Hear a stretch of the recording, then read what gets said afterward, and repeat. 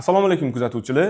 Bugun sizlar bilan Yandex Marketda noldan qaysi tovarlar bilan kirish masalasi bo'yicha gaplashib o'tamiz. Avvalo shuni tushunib olaylik, ya'ni Yandex Market bu uzun marketning nusxasi emas. Albatta, Yandex Marketning o'ziga yarasha auditoriyasi, o'ziga yarasha qulayliklari va o'ziga yarasha imkoniyatlari mavjud. Endi Yandex Marketda biz qaysi mahsulotlar bilan sotuvga kirganimiz ma'qul? Birinchi navbatda biz auditoriyani aniq bilib olishimiz kerak. Asosan Yandex ilovalaridan o'sha navigatorlar, ovqat zakaz qilishlar yoki umuman ko'chada yuradigan odamlar Yandexdan ko'proq foydalanishadi.